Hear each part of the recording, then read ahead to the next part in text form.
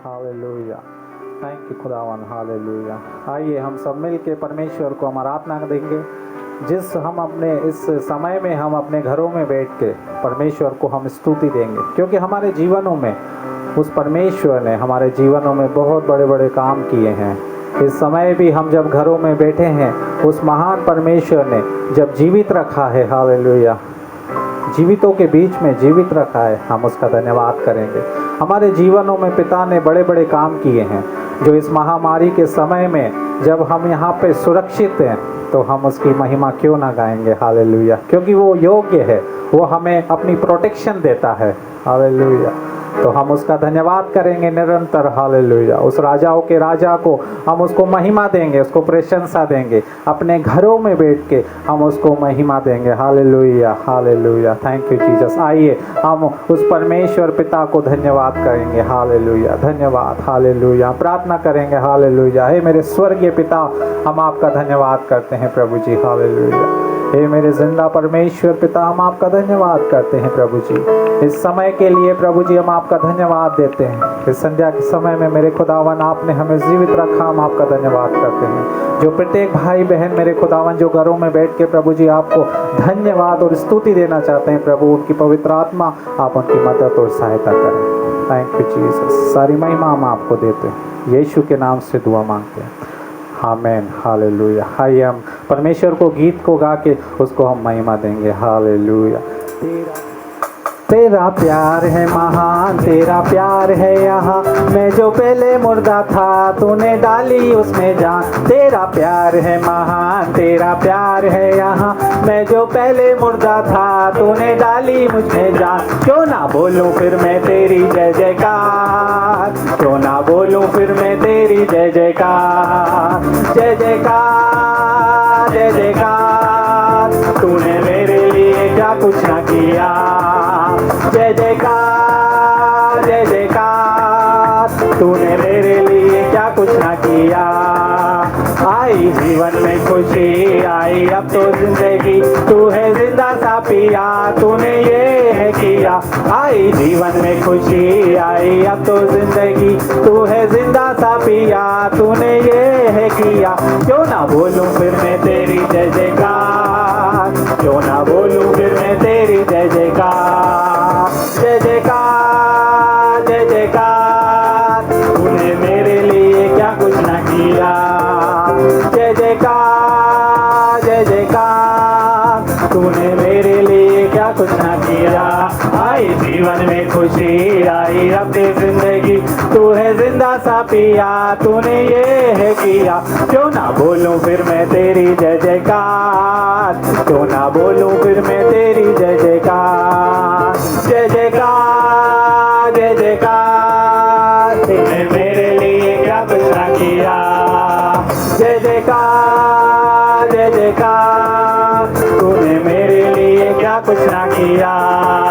मेरी सूरत बिगड़ी थी, मेरा दिल था खाली, तूने सींचा लहू से ताकि आए हरियाली। मेरी सूरत बिगड़ी थी, मेरा दिल था खाली, तूने सींचा लहू से ताकि आए हरियाली। क्यों ना बोलूं फिर मैं तेरी जय जयकार, क्यों ना बोलूं फिर मैं तेरी जय जयकार, जय जयकार, जय जयकार। तूने मेरे लिए क्या कुछ ना किया, जय जयकार, जय जयकार। तूने मेरे लिए क्या कुछ ना किया।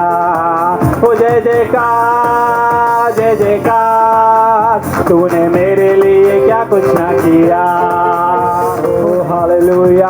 उसने हमारे जीवनों में बड़े बड़े काम किए हैं, हालेलुया। वो अपने हाथों को उठा के हम उसकी प्रशंसा करेंगे, हालेलुया। वो राजाओं का राजा है, वो प्रभुओं का प्रभु है, हालेलुया। हम उसका धन्यवाद करेंगे, हालेलुया। वो इस महामारी के समय में परमेश्वर ने हमें बचाया है, हालेलुया। हम उसकी स्तुति करेंगे, हालेलुया। वो घरों में बैठ के, हालेलुया, उसको महिमा देंगे, हालेलुया, क्योंकि वो योग्य है परमेश्वर पिता, हालेलुया। वो उसने हमारे लिए वो एक के खून की बूंद दे दी, हालेलुया। हम उसकी प्रशंसा करेंगे, हालेलुया। वो खुदावन वो जीवित है, हालेलुया। वो मृतों में से तीसरे दिन जी उठा, हालेलुया। वो अपने चेलों को 40 दिन वो हालेलुया उनके साथ साथ रहा, हालेलुया। उस महान परमेश्वर को हम धन्यवाद करेंगे। हालेलुया। ओ प्रशंसा के योग्य है मेरा खुदावन। हालेलुया। प्रशंसा के योग्य है, स्तुति के योग्य है। हालेलुया। ओ उसकी महिमा करे, महिमा करे। हालेलुया। उसको आदर दे। हालेलुया। ओ स्वर्गीय जिंदा परमेश्वर पिता, अब तेरा धन्यवाद करते हैं। हालेलुया। धन्यवाद दो, धन्यवाद दो, धन्यवाद दे, धन्यवाद दे, धन्यवाद दे। Hallelujah, hallelujah. ओ तेरा प्यार मेरे खुदावन सागर की गहराइयों से भी ज्यादा है। Hallelujah. Oh thank you Jesus. Hallelujah. हम आपका धन्यवाद करते हैं प्रभु जी। हालेलुया।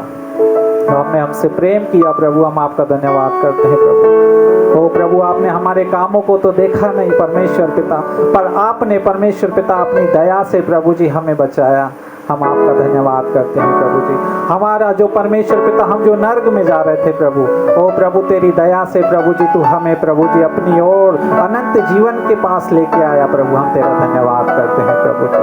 हम धन्यवाद करते हैं प्रत्येक जो व्यक्ति मेरे खुदावन तेरी आराधना कर रहा है प्रभु जी, ओ मेरे खुदावन हालेलुया, उससे तेरी ग्रहण योग्य हो परमेश्वर पिता। ओ प्रभु तेरी आत्मा उसे स्पर्श करे मेरे खुदावन। हालेलुया। ओ प्रभु जी, जैसे उड़ाऊ पुत्र मेरे खुदावन अपने पिता से संपत्ति लेके जब चला गया, ओ प्रभु जब उसने उड़ा दिया तो प्रभु जी उसने मन में ओ प्रभु जी ठाना कि मैं अपने पिता के पास जाऊंगा और एक नौकर के समान रहूंगा। पर पिता तू प्रेम से भरा हुआ परमेश्वर है। हालेलुया। प्रभु वचन तेरा ऐसा कहता है कि जब अपने पुत्र को उसने दूर से देखा तो पिता दौड़ा। हो मेरे खुदा, तू दौड़ता है प्रभु जब कोई मन फिराता है प्रभु, जब पापों से कोई फिरता है प्रभु तो उसको अपने गले से लगा लेता है। तू उस पर दोष नहीं लगाता है, पर तू अपने गले से लगा लेता है। इसी प्यार को देख के परमेश्वर पिता हम तुझे धन्यवाद कहते हैं प्रभु। हाँ प्रभु, हम जब पापों में पड़े थे प्रभु, तूने अपने गले से लगाया प्रभु, क्योंकि तू प्यार से भरा हुआ परमेश्वर है। हालेलुया।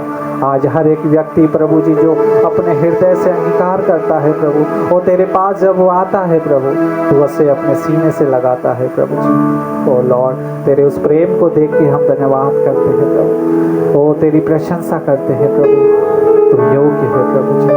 पिता आगे का समय प्रभु जी तेरे दास लोग जो मेरे खुदावन जो वचन को, जीवित वचन को लेके आ रहे हैं प्रभु जी, पिता जो उसे सुने परमेश्वर पिता, उसे अपने हृदय में वो परमेश्वर पिता उनको 100 गुना फल लाने पाए सुन के प्रभु जी। हाँ पिता, सब कुछ आगे का समय तेरे हाथों में सौंपते हैं। प्रत्येक सुनने वाले को परमेश्वर तेरे हाथों में सौंप देते हैं प्रभु जी। सारी महिमा आदर और सम्मान हम आपको देते हैं। यीशु के नाम से दुआ मांगते हैं, आमीन। मसीह में मेरे प्रिय भाई बहनों, आप सबको प्रेमी सलाम। और प्रभु यीशु पिता निरंतर अपने भक्तों के द्वारा बातचीत कर रहे हैं और प्रभु का धन्यवाद देते हैं। उत्तम समय प्रभु ने दिया और प्रार्थना के विषय में आपको मैं जितना प्रभु ने मुझे सिखाया उसको मैं आपके सामने लेकर के आया हूँ। और मैं प्रभु का धन्यवाद देता हूँ क्योंकि ये बहुत गंभीर विषय है और हर विश्वासी को इस विषय का बहुत ध्यान देना है, क्योंकि प्रभु का वचन कहता है निरंतर प्रार्थना में लगे रहो। पहला थिस्सलुनीकियों की पत्री उसका 5वें अध्याय, और जब आप पढ़ते हैं 17 पद को पढ़ते हैं तो हमको निरंतर प्रार्थना करने के लिए परमेश्वर पिता कहता है। और आए हम प्रार्थना करें अपने सृष्टिकर्ता परमेश्वर पिता को, जो राजाओं का राजा है, अद्भुत कार्य करने वाला परमेश्वर है। हम अपने सृष्टिकर्ता परमेश्वर पिता की इबादत अपने जीवन से, अपने पूरे तन मन धन से अपने सृष्टिकर्ता परमेश्वर पिता को हम प्यार करें। हालेलुया। प्रभु यीशु पिता हम धन्यवाद देते हैं जब आपके वचन पिता परमेश्वर प्रभु हम सीख रहे हैं खुदावन छोटी छोटी बातों को, उन सारी बातों को सीखने के लिए सत्य पवित्र आत्मा हमारी आप मदद और सहायता करिए। प्रिय पवित्र आत्मा, आपके बिना हम कुछ भी नहीं कर सकते, आपके बिना हम कुछ भी नहीं सीख सकते, आपके बिना हम कुछ नहीं, हालेलुया, कुछ नहीं है पवित्र पिता। इसलिए सत्य पवित्र आत्मा आपका स्वागत करते हैं। और जितने लोग खुदावन ने पिता परमेश्वर प्रभु जी प्रार्थना के विषय के बारे में पिता परमेश्वर जब अलग अलग पॉइंट पिता परमेश्वर हम दे रहे प्रभु जी, उसको सीखने के लिए हमारी मदद और सहायता करिए, ताकि प्रभु आपके आगमन के लिए हम अच्छे से खुदावन तैयार हो जाए। और इस संसार के अंदर रहते हुए जब बात आपसे हमको करना है तो पवित्र परमेश्वर पिता इस प्रार्थना को खुदावन जो एक खुदावन माध्यम है आपसे बातचीत करने के लिए पिता।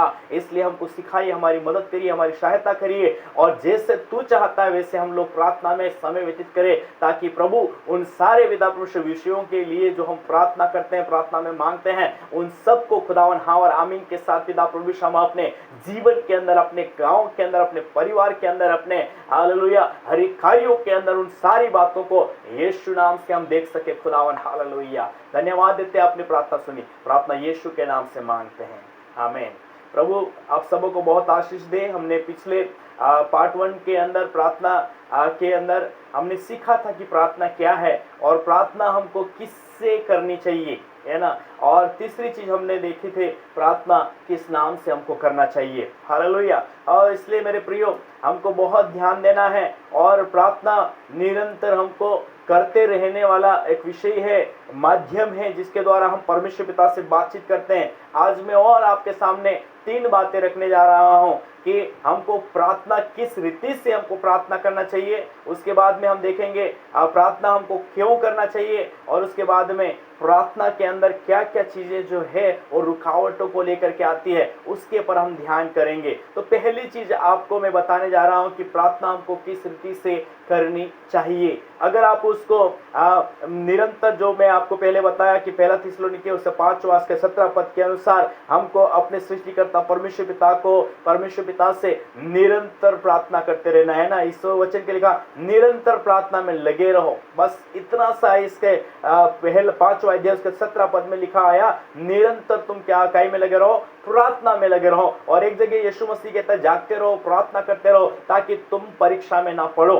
हालेलुया। और उसके बाद में लूका 18 उसका 1 के अनुसार वो कहता है कि तब यीशु ने शिष्यों को एक दृष्टांत से बात बताकर उसको कहा कि हमेशा प्रार्थना करें और कभी भी प्रार्थना करना न छोड़े। हालेलुया। 18 उसका 17 लूका 18 उसका 1 आयत के अनुसार निरंतर उस व्यक्ति की तरह, उस बहन की तरह हम लोग प्रार्थना करते रहे, और जब प्रार्थना करेंगे हमको मिल जाएगा। और लूका 18 के अंदर बहुत सारी बातें हैं वहां पर जो प्रभु ने उनको प्रार्थना के विषय में उनको सिखाया। और उसके बाद हम देखते हैं मत्ती रचित सुसमाचार के अंदर हमको प्रार्थना किस रीति से करना चाहिए, उसको भी यीशु मसीह ने हमको सिखाया। हालेलुया। और मत्ती उसका 6वां अध्याय के अंदर हम लोग बहुत अच्छी सी बातें प्रभु की वहां पर हम देखते हैं कि प्रार्थना हमको किस रीति से करनी चाहिए, है ना। यहाँ पर अब सृष्टिकर्ता परमेश्वर पिता से अगर हमको प्रार्थना करनी है तो हमको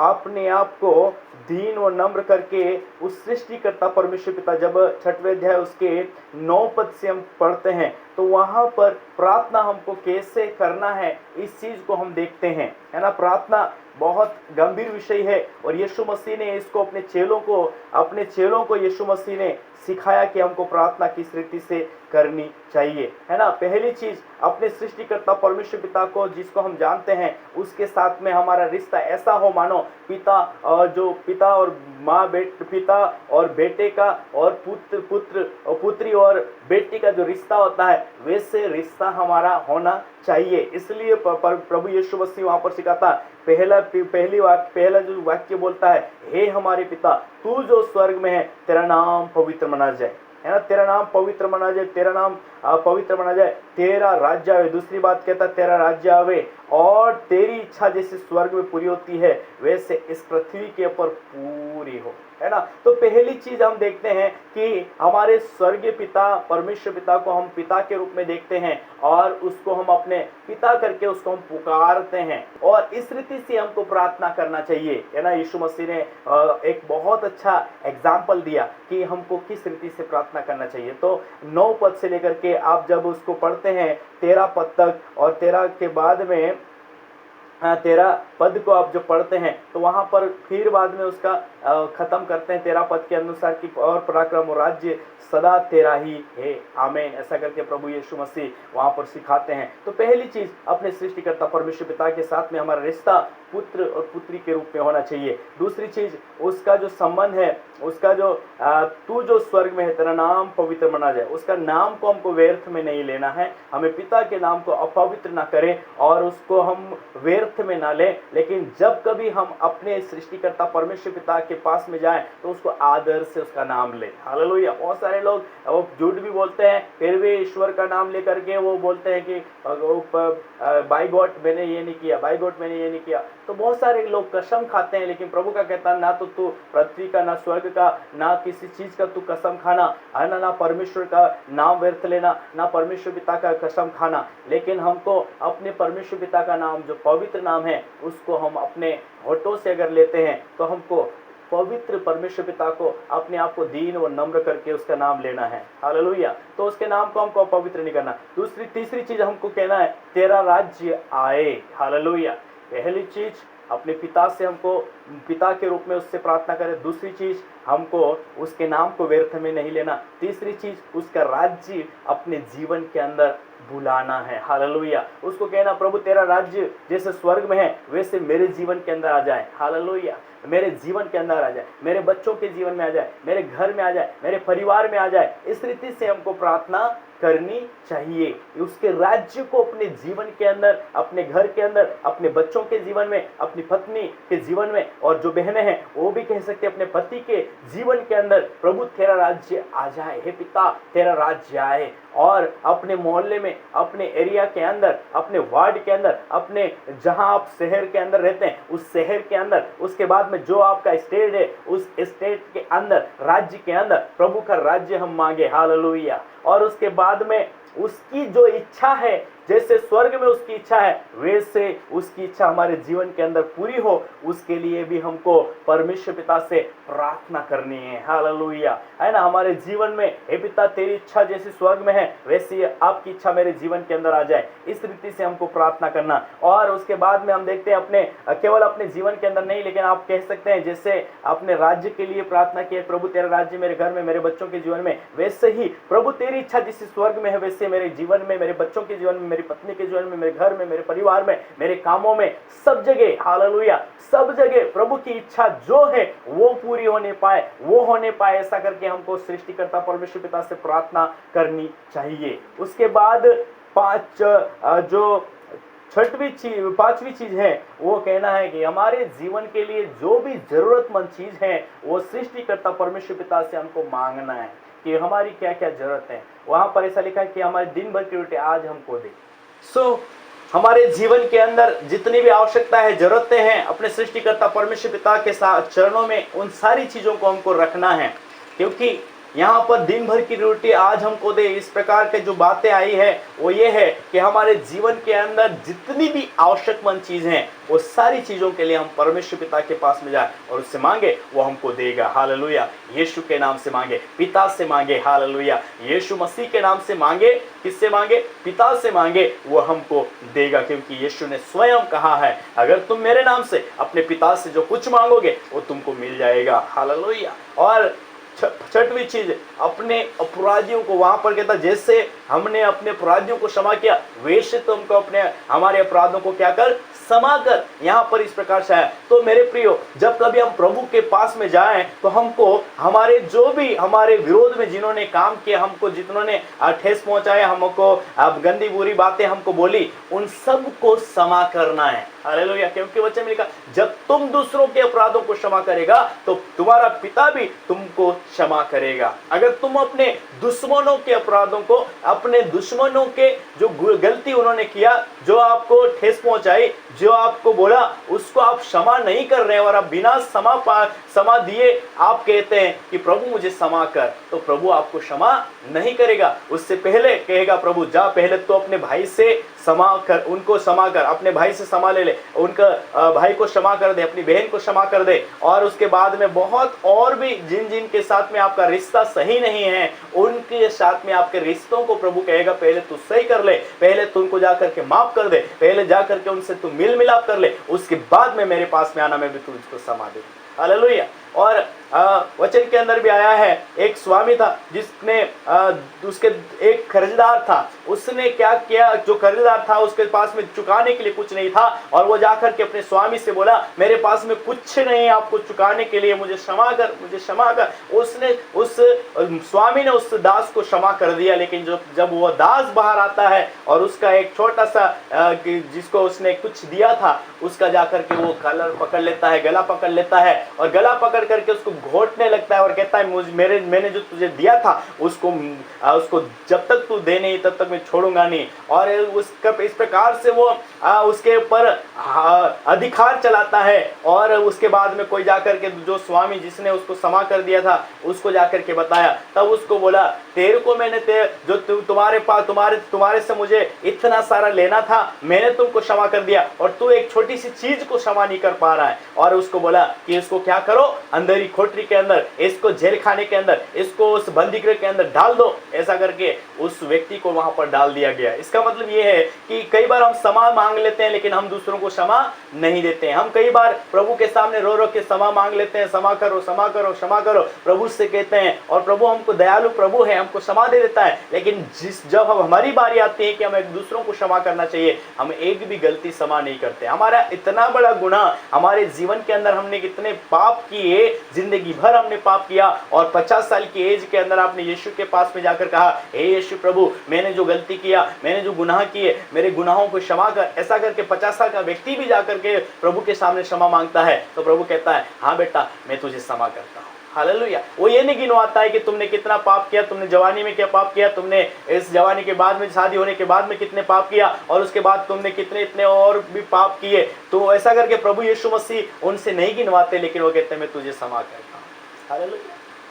और एक व्यक्ति जब हमसे कुछ गलती कर देता है, एक व्यक्ति जब हमको हमारे साथ में क्या होता है, हमारे साथ में ये होता है कि एक व्यक्ति हमको कुछ गंदी गाली दे दिया, गंदी बातें हमको बोल दिया, हम उसके पर चढ़ जाते हैं, हम क्षमा नहीं करते हैं और कहते हैं उसके बाद में हमारे पास में बहुत सारी बातें हम होती है, मैं आज के बाद इसके घर नहीं जाऊंगा, आज के बाद में उसके मयत के अंदर नहीं जाऊंगा, आज के बाद वो मेरे घर में नहीं आना चाहिए, मेरे को दिखना नहीं चाहिए। इस प्रकार की बातें हमारे जीवन के अंदर आती है। देखो परमेश्वर कितना दयालु है और प्रभु कहता है जैसे मैं दयालु हूं वैसे तुम भी क्या करो, दयालु बनो, एक दूसरों के पर अनुग्रहकारी बनो, एक दूसरों को क्षमा करो, एक दूसरों को माफ करो। हालेलुया। तब तुमको आशीष मिलेगी, तब तुझे मैं आगे और मैं क्षमा करूंगा। ऐसा करके प्रभु बातचीत करते हैं। हालेलुया।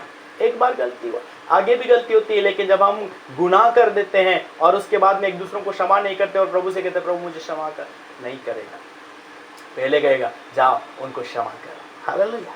सो हमको जो छठवीं चीज बहुत इंपॉर्टेंट है हमारे मसीह जीवन के अंदर, कई बार हम क्षमा नहीं करते लोगों को और क्षमा नहीं करने के कारण से हमारे जीवन के अंदर आशीष रुक जाती है ना। सातवीं चीज हम देखें, हमें परीक्षा में न ला। प्रभु यीशु मसीह सिखाते हैं हमको ये प्रार्थना करना है कि हमको परीक्षा में ना ला बल्कि बुराई से बचा। हमको ये प्रार्थना करना चाहिए, हे सृष्टिकर्ता परमेश्वर पिता, अगर परीक्षा भी आती है तो हमको उसमें जय दे दे। जैसे यीशु प्रभु ने परीक्षा के समय में जय को प्राप्त किया, परीक्षा के समय में विजयी को हासिल किया वचन के द्वारा, वैसे अपने सृष्टिकर्ता परमेश्वर पिता से हमको कहना है प्रभु मुझे परीक्षा से बचाना, प्रभु मुझे अगर परीक्षा भी आती है तो उसमें विजयी मुझे देना तेरे वचन के द्वारा। और उसके बाद में हमको ये प्रार्थना करना है कि हमको बुराई से बचाना। हमको रोज प्रार्थना करना है। जब कभी आप सुबह उठते हैं, आप बिस्तर में से बाहर जब जाते हैं, जाने से पहले, बाहर जाने से पहले, है ना, घर में आप घूमते फिरते या फिर बाद में बिस्तर के अंदर रहते हुए आप ये प्रार्थना करें कि प्रभु आज दिन भर क्या क्या बातें होने वाली है, क्या दिन भर हमको ऑफिस के अंदर क्या सामना करना पड़ सकता है, ऑफिस के अंदर क्या क्या बातें होगी, सब चीजों के ऊपर प्रभु से हमको कंट्रोल मांगना है और कहना है प्रभु मुझे बुराई से बचाना। बस प्रभु तेरी इच्छा मेरे जीवन के अंदर होने पाए प्रभु जी। बस प्रभु तेरी इच्छा हमारे जीवन के अंदर जैसा तू चाहता वैसे होने पाए प्रभु जी। मुझे बुराई से बचाना, बुरी चीजों से बचाना। इस प्रकार से जब आपके अंदर इच्छा होगी, आप प्रार्थना करेंगे, आपको परमेश्वर पिता बचाएगा।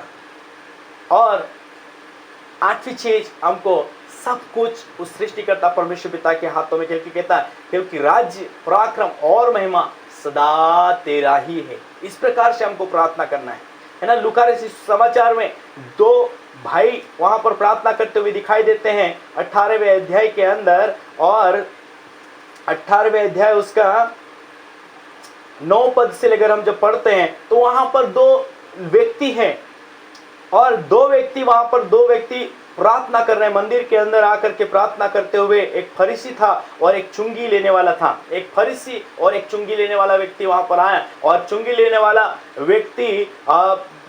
व्यक्ति जब प्रार्थना करता है तो वह अपने आप को कहता है कि हे प्रभु, मैं पापी हूं, है खड़ा होकर दूर ही खड़ा रहकर, परंतु चुंगी लेने वाले ने दूर खड़े होकर स्वर्ग की ओर आंखें उठाना भी न चाहा, वरन अपनी छाती पीट पीट कर कहा, हे परमेश्वर मुझ पापी पर दया कर, हे परमेश्वर मुझ पापी पर दया कर।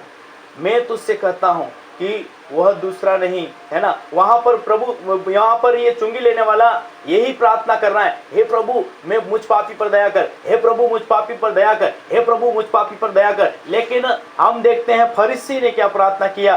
फरीसी खड़ा होता है और प्रार्थना करता है कि फरीसी खड़ा होकर अपने मन में प्रार्थना करने लगा, हे परमेश्वर मैं तेरा धन्यवाद करता हूं कि मैं दूसरे मनुष्य के समान अंधेर करने वाला, अन्यायी और व्यभिचारी नहीं, और न इस चुंगी लेने वाले के समान हूं, है ना। यहाँ पर ये फरीसी जो प्रार्थना करता है वो कहता है कि मैं तो इस चुंगी लेने वाले के समान नहीं हूँ, मैं पापी नहीं हूँ, मैं अन्यायी नहीं हूँ, मैं बदला लेने वाला नहीं हूँ, अंधेर करने वाला नहीं हूँ, व्यभिचार करने वाला नहीं हूँ, इस चुंगी लेने वाले के समान नहीं हूँ। इस प्रकार से वो परमेश्वर पिता से प्रार्थना करने लगा। लेकिन प्रभु कहता है जो चुंगी लेने वाला है, जिसने अपने आप को पापी करके स्वीकार किया, अपने आप को नम्र किया, अपने आप को दीन किया, परमेश्वर पिता उसकी प्रार्थना को एक महत्व देता है। हालेलुया। सो हमको अपने आप को दीन और नम्र करें, क्योंकि आप जब प्रार्थना करते हैं तो आप अपने आप को दीन और नम्र करें, क्योंकि दूसरा इतिहास उसका 7 अध्याय उसके 14 वचन के अनुसार वो कहता है, अगर हम प्रार्थना करें तो अपने आप को क्या करें, दीन और नम्र करें, है ना। दीन और नम्रता से हमको अपने सृष्टिकर्ता परमेश्वर पिता से प्रार्थना करनी चाहिए। हालेलुया।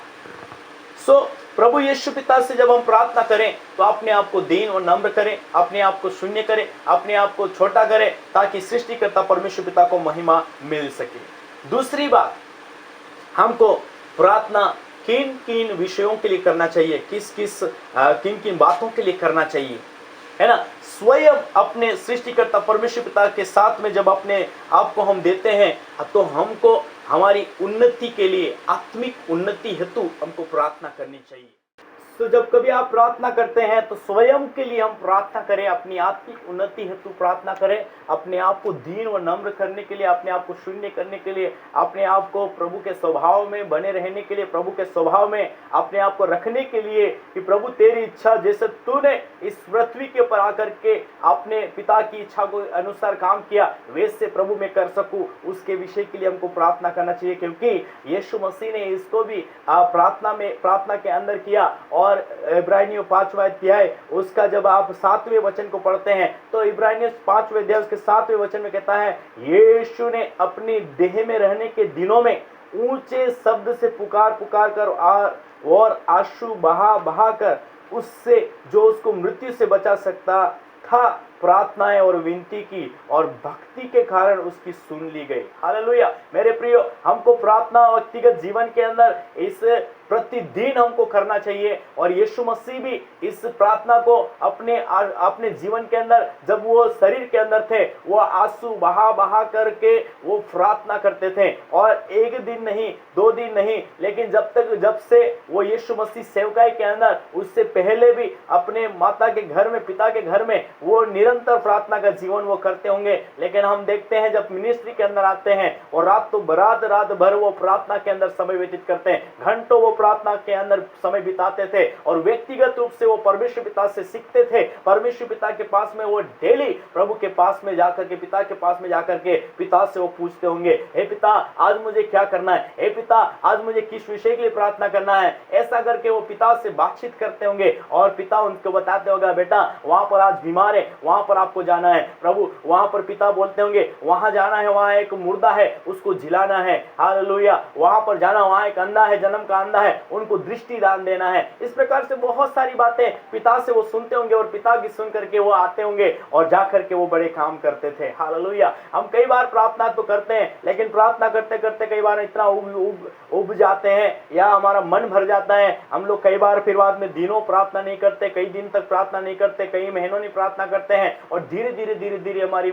जो लो है वो बूझती जाती है। कई लोग ऐसे प्रार्थना करते हैं कि प्रभु जब कभी बीमार होते हैं तब वो प्रार्थना करते हैं, वो मेडिसिन की तरह समझते हैं कि मेडिसिन, जब बुखार आया तो पैरासीटामोल ले लिया और बुखार नहीं आया तो उस पैरासीटामोल को हमने रख दिया। वैसे ही कई बार हम लोग जब कभी हमको जरूरत होती है, जब कभी हमको आवश्यकता होती है तब हम प्रार्थना करते हैं, लेकिन ऐसा नहीं होना चाहिए। हमारा प्रतिदिन का हमारी एक आदत होनी चाहिए अपने सृष्टिकर्ता परमेश्वर पिता से बातचीत करना। हालेलुया। हमारा वो प्रेमी है, उस प्रेमी से हमको बात करना चाहिए। एक लड़का लड़की को हम देखें तो जब कभी उनसे उनका प्यार हो जाता है, एक दूसरों से प्यार हो जाता है, आप यकीन नहीं करेंगे, आप कितना भी उनको समझाएंगे, कितना भी उनको डांटेंगे, कितना भी उनको रोकने की कोशिश करते हैं, फिर भी वो कहीं ना कहीं छुपके से या इधर घुसेंगे, उधर घुसेंगे और छुपके से कहीं ना कहीं ऐसा सोचेंगे कि मैं अपनी प्रेमी से बात करूं, अपने प्रेमी से मैं बात कर लेता हूं। इस प्रकार का एक मनुष्य के अंदर स्वभाव है मेरे प्रियो। और जब मनुष्य के अंदर ये स्वभाव है कि एक प्रेमी के लिए कितना वो छुप के माँ बाप से छुप करके वो बातचीत करते हैं, है ना। आप जो माता पिता हैं या जो बड़े उम्र में बड़े हैं इस बात को समझ सकते हैं और बहुत सारे लोग इस अनुभव से भी गए हैं। तो मेरे प्रियो, अपने सृष्टिकर्ता परमेश्वर पिता के साथ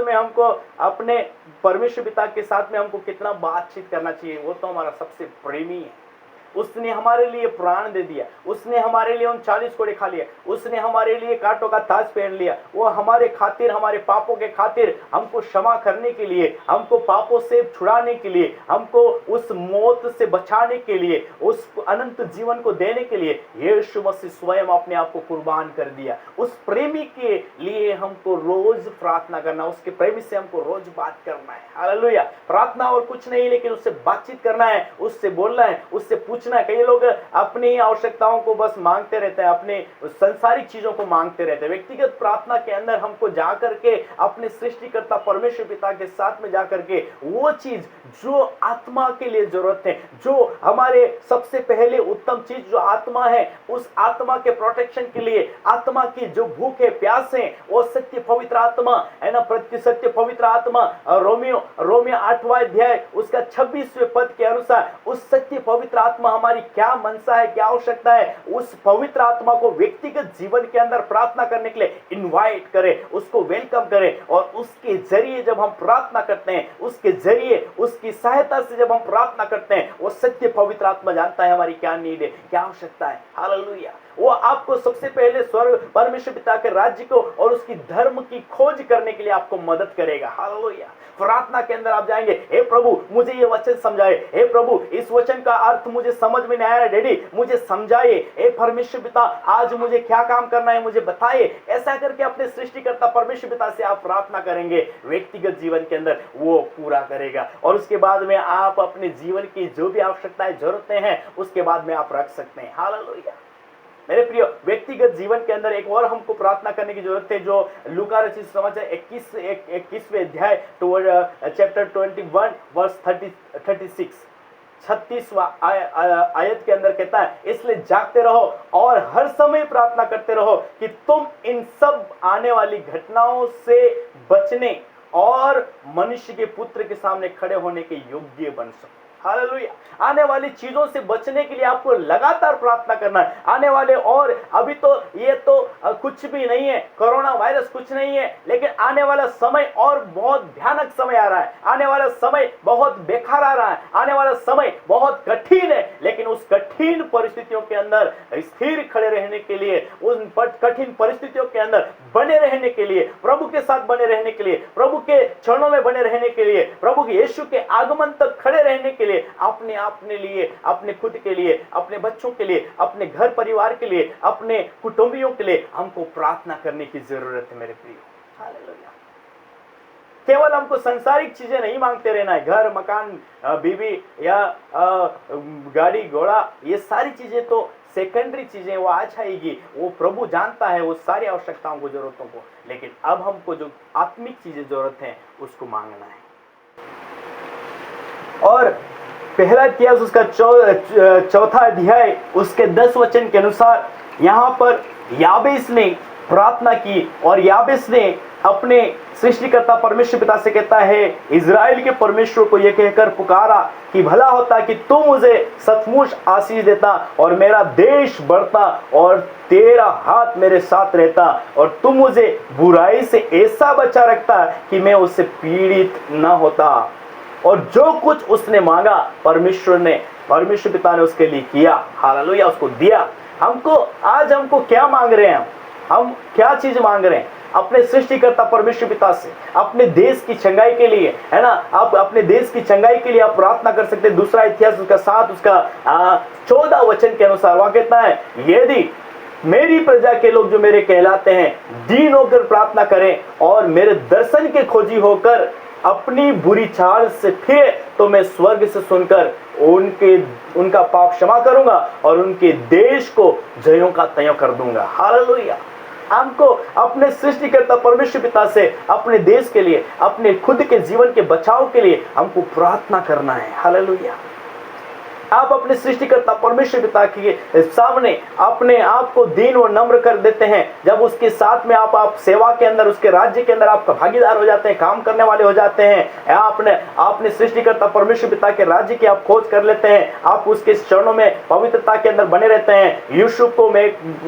यूसुफ के बारे में आप सब जानते हैं। यूसुफ छोटा था, दर्शन देखा और यूसुफ को मांगने की जरूरत नहीं पड़ी, लेकिन उसको बहुत सारे दुख से होकर उसको गुजरना पड़ा, लेकिन परमेश्वर ने उसके लिए वह स्थान रखा था जब वो सारी चीजों के पर जय को प्राप्त किया, पवित्रता के अंदर बना रहा और पाप नहीं किया और पूरी रीति से अपने आप को परमेश्वर के सामने दीन और नम्र रखा। परमेश्वर ने उसको प्रधानमंत्री का पद दिया और सारे राज्य के लोग, सारे देश के लोग उसके नेतृत्व के अंदर रह करके वो आशीषों को पाए। हालेलुया। और ये आशीष के कारण हुए सब लोगों के लिए, और सब भाई लोग भी एक दिन उसके चरणों में झुक गए। हालेलुया। मेरे प्रियो, जब हम पवित्रता का जीवन जीते हैं, जब हम अपने सृष्टिकर्ता परमेश्वर पिता की खोज करते हैं, तो सृष्टिकर्ता परमेश्वर पिता जो हमको चाहिए वो हमारे लिए प्रबंध कर देता है। हालेलुया। याकूब 1:5 के अनुसार कहता, पर यदि तुम में किसी की बुद्धि की घटी हो तो परमेश्वर से मांगे, वो बिना उल्हाना दिए सबको उदारता से देता है और उसको भी दी जाएगी। अगर हमको बुद्धि की घटी है, अपने सृष्टिकर्ता परमेश्वर पिता से हमको मांगना चाहिए, है ना। यिर्मयाह आप 33:3 को पढ़िए, वहां कहता है, मुझसे प्रार्थना कर तो मैं तेरी सुन करके तुझे बड़ी बड़ी और कठिन बातें बताऊंगा जो तू अभी नहीं जानता है। हालेलुया। हमको निरंतर प्रार्थना करते रहना है अपने जीवन के अंदर, अपने प्रतिदिन की दिनचर्या के अंदर हमको प्रार्थना करते रहना है। और इसी के अंदर हमको जो प्रार्थना किन बातों के लिए करना चाहिए, हमको प्रार्थना दूसरों के लिए करना चाहिए। हालेलुया। कुलिस्सी की पत्री 1 अध्याय उसका 9 से लेकर के 10 पद तक जो आप पढ़ते हैं और 5वां अध्याय उसका 16 पद को आप पढ़ते हैं, तो हमको दूसरों की सेवकाई के लिए, जो लोग सेवा कर रहे हैं, प्रभु के दासों के लिए प्रार्थना करें। जो लोग अपने जीवन के अंदर संघर्ष कर रहे हैं उनके लिए प्रार्थना करें। वहां हम अपने सहभागी भाइयों हेतु प्रार्थना करने के लिए उत्साहित किए जाते हैं। और परमेश्वर के महान परिवार के सदस्य होने के नाते हम में से प्रत्येक को दूसरों की कल्याण में रुचि लेना चाहिए। हालेलुया। हम परमेश्वर पिता के परिवार के लोग हैं, हम सब परमेश्वर पिता के लोग हैं। हमको ये नहीं बांटना नहीं कि ये सेनाई चर्च है, ये कैथोलिक चर्च है, ये पेंटिकोस्टल चर्च है, ये फलाने का चर्च है, ये फलाने का चर्च है, ये फलाने की कलीसिया है, ये फलाने की भेड़े हैं। हम ऐसा करके एक दूसरों के लिए कई बार हम प्रार्थना नहीं करते, अपने अपने चर्च के लिए रोते रहते हैं। बस केवल मेरे चर्च के लोग गिनते रहते हैं। 10 परिवार 10 ही परिवार को गिन के वहीं रोते रहते हैं। अरे सारे दुनिया के अंदर इतने करोड़ों लोग हैं जो परमेश्वर ने जिनको बुलाया चुना है, उनके लिए कौन प्रार्थना करेगा? हालेलुया। ये मेरा और तेरा करना छोड़ दो और सब जाति के लोगों के लिए प्रार्थना करना शुरू कर दो। हालेलुया। तब प्रभु आशीष देगा। हमको एक दूसरों के लिए प्रार्थना करना, तेरा मेरा नहीं करना है, लेकिन हमारा है, हमारा पिता का है, ऐसा करके आप प्रार्थना करेंगे, आप आशीष को पाएंगे। हालेलुया।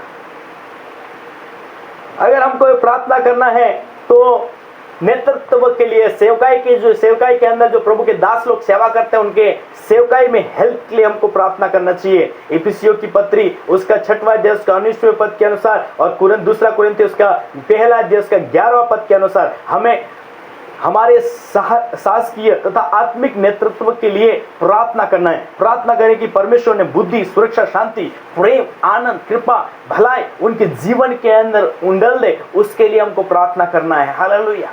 हमारे भाइयों के लिए हमको प्रार्थना करना। पहला थिस्सलुनीकियों उसका 3 अध्याय उसका 1 और 2 वचन के अनुसार है।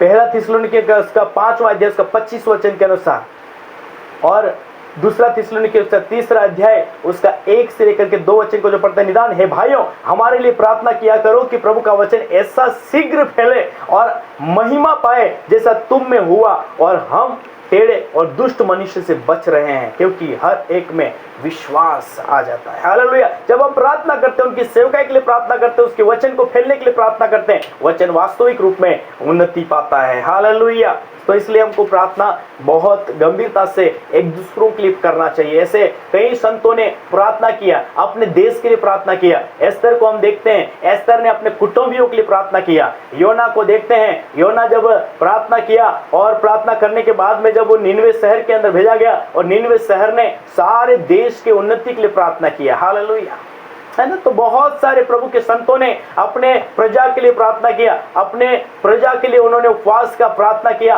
और उसके बाद में हम देखते हैं नेहमिया ने अपने शहरपनाह जो परमेश्वर पिता की प्रजा है, जिनकी नामधाराएं हो रही है और शहरपनाह गिराई गई है, किवाड़े जलाए गए, दरवाजे झड़ाए गए, उन सारी चीजों को लेकर के रोता है और रो करके यिर्मयाह प्रार्थना करते हैं। हालेलुया।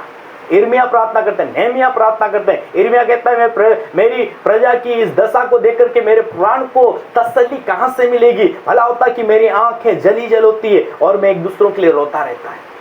कितना गंभीर टॉपिक है। प्रार्थना बहुत जरूरी है एक दूसरों के लिए हमको करना। हालेलुया। तीसरी चीज, प्रार्थना के अंदर क्या चीजें हैं जो रुकावट को लेकर के आती है। मेरे प्रियो, कई बार हम लोग प्रार्थना करते हैं लेकिन प्रार्थना के अंदर बहुत सारी रुकावटें आ जाती हैं। कई बार हमको आंसर नहीं मिलता है, कई बार हमारा उत्तर बहुत धीरे आता है, कई बार लेट आता है, कई बार नहीं आता है। हमको चेक करने की जरूरत है। पहली चीज, पाप हमारे जीवन के अंदर कई बार होता है। आप भजन संहिता उसका 66 वर्ष 18 को आप पढ़ सकते हैं। वहां लगा किसी प्रकार का पाप परमेश्वर के साथ आपके संबंध को तोड़ सकता है। परमेश्वर के साथ संबंध टूटने का यही कारण हो सकता है। पाप स्वार्थी इच्छा, धोखा या बदला लेने के कारण हो सकता है। यदि मन में अनर्थ बात सोचता तो प्रभु मेरी ना सुनता। हालेलुया। मेरे मन के अंदर अनर्थ बातें अगर है भजन संहिता 66 वर्ष 18 के अनुसार, तो मेरी प्रार्थना सुनी नहीं जाएगी। नीति वचन 15 उसका 29वें के अनुसार, यहोवा दुष्टों से दूर रहता है परंतु धर्मियों की वो सुनता है। हालेलुया। जब दुष्टता का विचार हमारे अंदर होता है, एक दूसरों से जलन का विचार हमारे अंदर होता है, एक दूसरों के लिए एक दूसरों को हमेशा नीचा गिराने का विचार हमारे अंदर होता है, ऐसे विचारों के साथ हम प्रार्थना करते हैं, हमारी प्रार्थना नहीं सुनी जाती है। हालेलुया। और यूहन्ना 9 उसका 13 के अनुसार कहता है, हम जानते हैं कि परमेश्वर पापियों की नहीं सुनता है, परंतु यदि कोई परमेश्वर का भक्त हो और उसकी इच्छा पर चलता हो तो वह उसकी सुनता है। हालेलुया। यूहन्ना 9 उसका 13 के अनुसार जो परमेश्वर की इच्छा के अनुसार चलते हैं, उसकी डर और उसके भय में चलते हैं, उसकी वो सुनता है, पापियों की वो नहीं सुनता है। पापी लोग अगर जाते हैं प्रभु के सामने, कहता है हे प्रभु मैं पापी हूं, हे प्रभु मुझ पर दया कर, हे प्रभु मुझ पर तरस खा, हे प्रभु मुझे क्षमा कर, ऐसा करके पापी अगर जाकर के विनती करता है, पश्चाताप करता है, प्रभु उसकी सुनेगा। हालेलुया। इसका मतलब ये नहीं कि पापी अगर जाएगा और उसकी सुनेगा नहीं, सुनेगा प्रभु, लेकिन वो क्या कह रहा है। हालेलुया। क्या वो माफी मांग रहा है या वो जाकर के सीधे कह रहा है हे प्रभु मुझे ये चाहिए, मुझे वो चाहिए, मुझे वो चाहिए, मुझे बस गिनती क्या बोलना चाहिए, एक लिस्ट पकड़ा रहा है प्रभु को। सो प्रभु के साथ, तो प्रभु के पास में जाए तो सबसे पहले अपने आप को चेक करें, हालेलुया, अपने आप को दिन करें, अपने आप को चेक करें, कहीं प्रभु मुझ में कुछ ऐसी कमी तो नहीं है, मुझ में कुछ पाप तो नहीं छुपा हुआ, कहीं मेरे अंदर ऐसे पाप तो नहीं है, हालेलुया। आपको शक्ति पवित्र आत्मा आपकी मदद करेगा, आप पवित्र आत्मा को इनवाइट करें अपने अंदर, हालेलुया। यस प्रियो, सो अपने अपने हृदय को प्रभु के सामने रखें और प्रभु यीशु पिता से कहें, हे प्रभु हमको क्षमा कर, हे प्रभु हमारे गुनाहों को क्षमा कर। ऐसा करके प्रभु से माफी मांग करके अपने सृष्टिकर्ता परमेश्वर पिता से आप अपने रिश्तों को बना करके उससे हम जो कुछ मांगते हैं उस हम हमारी प्रार्थना सुनता है। तो पाप हमारे जीवन के अंदर, प्रार्थना के जीवन में सबसे बड़ा रुकावट अगर है तो वो पाप है, हालेलुया। इसलिए यशायाह 59 वर्ष 1 और 2 के अनुसार आप पढ़ेंगे तो वहां कहता है, यो सुनो, यहोवा का हाथ ऐसा छोटा नहीं, इतना छोटा नहीं है कि वो धार ना कर सके, और इतना वो परमेश्वर यहोवा बहरा नहीं कि वो सुन ना सके, परंतु तुम्हारे अधर्म के कामों ने तो उनको तुम्हारे परमेश्वर पिता का जो मुख है तुम्हारे अधर्म के कामों के कारण से वो क्या हो गए हैं, फिर गया। परमेश्वर पिता ने अपना मुंह क्या कर लिया है, फेर लिया है। लेकिन अगर हम अपने कामों को अगर हम पहचाने, अपने पापों को हम मान ले, अपने पापों को अपने सृष्टिकर्ता परमेश्वर पिता यहोवा के सामने मान लेते हैं, तो यहोवा परमेश्वर हमको क्षमा करने वाला परमेश्वर है ना। यह 59 उसका 1 और 2 वचन के अनुसार कहता है, यहो सुनो, यहोवा का हाथ ऐसा छोटा नहीं हो गया कि उद्धार न कर सके, वो ऐसा बहरा हो गया, और ना वह ऐसा बहरा हो गया है कि सुन न सके, परंतु तुम्हारे धर्म के कामों ने तुमको तुम्हारे परमेश्वर से अलग कर दिया है, और तुम्हारे पापों के कारण उसका मुख तुमसे ऐसा छिपा है कि वह नहीं सुनता, हालेलुया। हमारे पापों के कारण कई बार परमेश्वर पिता हमारा अपना मुख हमसे फेर लेता है। जब हम अपने पापों को प्रभु के सामने मान लेते हैं, छोड़ देते हैं, तो सृष्टिकर्ता परमेश्वर पिता हमको वो क्षमा करने वाला परमेश्वर है, हालेलुया। सो प्रभु यीशु पिता हमको निरंतर हमारे पापों को, हमारे जीवन को, हमारे पापों को धो करके क्षमा करने वाला प्रभु है, हमको अपने समान बनाने वाला प्रभु है, और उस सृष्टिकर्ता परमेश्वर पिता की ओर हमको ध्यान देने की जरूरत है। और दूसरी चीज हमारे प्रार्थना के अंदर रुकावट को लेकर के आती है वो है अविश्वास।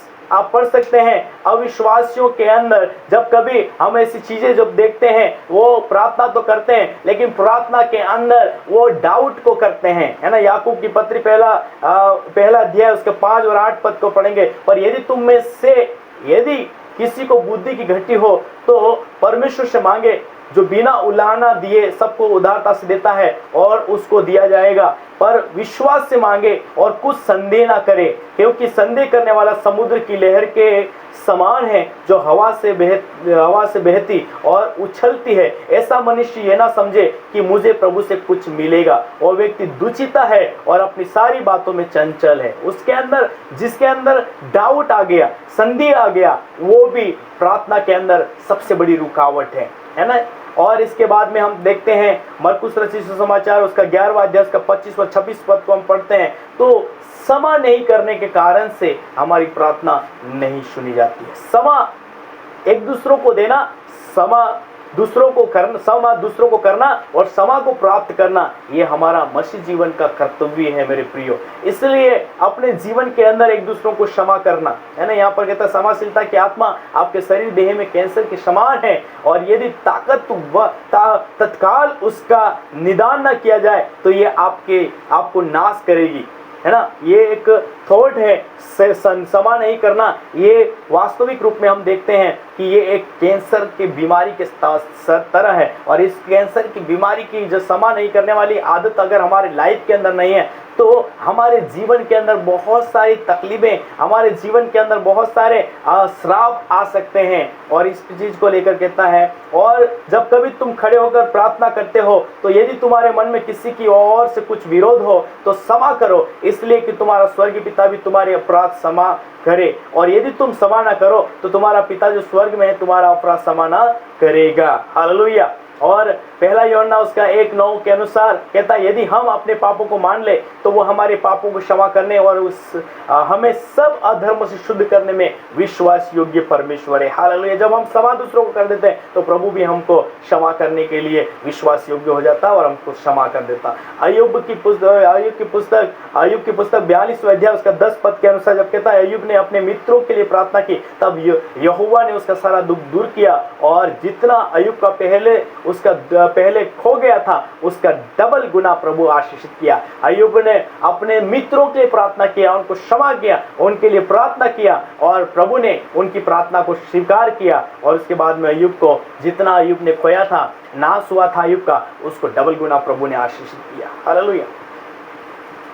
और पहली चीज हुई पाप, दूसरा अविश्वास, तीसरी चीज हम देखते हैं क्षमाशीलता मतलब सामान्य करना, और चौथी चीज हम देखते हैं गलत उद्देश्य के साथ जब हम मांगते हैं तब हमारी प्रार्थना रुक जाती है, हमारी प्रार्थना नहीं सुनाई देती है। कहता है तुम मांगते हो और पाते नहीं, इसलिए कि बुरी इच्छा से मांगते हो ताकि अपने भोग विलास में उड़ा दे, याकूब 4:3 के अनुसार, है ना। हमको ये प्रार्थना करना चाहिए मत्ती 6:10 के अनुसार, हे पिता तेरा राज्य जैसे स्वर्ग में, तेरी इच्छा जैसे स्वर्ग में है, वैसे हमारे जीवन के अंदर पूरी होने पाए, है ना। और उसके बाद में हम लोग प्रार्थना, जब हम गलत उद्देश्य से जब हम प्रार्थना करते हैं तो हमको कदापि हमारी प्रार्थना ग्रहण नहीं होती है। तीसरी चीज घमंड के साथ में हम लोग जब प्रार्थना करते हैं, ये पांचवी चीज है घमंड के साथ में अगर हम प्रार्थना प्रभु के सामने रखते हैं तो हमारी प्रार्थना ग्रहण योग्य नहीं होती है। पहला सामुएल उसका 15 अध्याय उसका 22 से 23 पद को आप पढ़िए और अपने आप को जांचिए कि अपने हृदय के अंदर कहीं घमंड तो ना हो। हालेलुया। लेकिन हमको जांच करके अपने सृष्टिकर्ता परमेश्वर पिता से अपने रिश्तों को सही करना है ताकि वो हमारी प्रार्थना को सुन ले। हालेलुया। अपने आप को दीन करे, नम्र करे, अन्य घमंड ना हो, हमारे अंदर असमाशीलता ना हो, हमारे अंदर अविश्वास ना हो, हमारे अंदर पाप ना हो, हमारे अंदर गलत उद्देश्य से जो चीज हम मांग रहे हैं भोग विलास में उड़ाने के लिए अगर हम मांग रहे हैं, हमारी प्रार्थना ऊपर तक नहीं सुनाई देगी। इसलिए मेरे प्रियो, आइए अपनी आंखों को बंद करें और अपने सृष्टिकर्ता परमेश्वर पिता से कहें, प्रभु मेरी प्रार्थना आपके सामने ग्रहण योग्य हो, उसके लिए मुझे अपने आप को दीन व नम्र करिए। पिताजी आपके हाथों में सौंपते हैं खुदावन। जितनी बातें हमने 3 बातें जो सीखी पिता परमेश्वर, हमको प्रार्थना किस रीति से करना चाहिए, प्रार्थना हमको किन किन विषयों के लिए प्रार्थना करना चाहिए, किन किन बातों के लिए प्रार्थना करना चाहिए, और तीसरी चीज हमने सीखा प्रभु जी हमारी प्रार्थना में कौन कौन सी बातें रुकावट हो सकती है। प्रभु हमने जो सीखा है हमको उसके ऊपर वर्कआउट करने के लिए मदद करिए पवित्र परमेश्वर पिता, ताकि हम आपके सामने समय व्यतीत करें और आप हमारे खुदावन प्रार्थना के हर एक उत्तरों को प्रभु जी हाँ और आमीन के साथ आप दे सके खुदावन। हालेलुया। इसलिए मेरे खुदा आपके हाथों में हमारे जीवन को हम सौंपते हैं, हमें जांचिए, हमें शुद्ध करिए, पवित्र करिए और हमको आपके जैसा बनाइए। यीशु के नाम से इस प्रार्थना को मांगते हैं, आमीन आमीन। God bless you. प्रभु आशीष दे आपसे।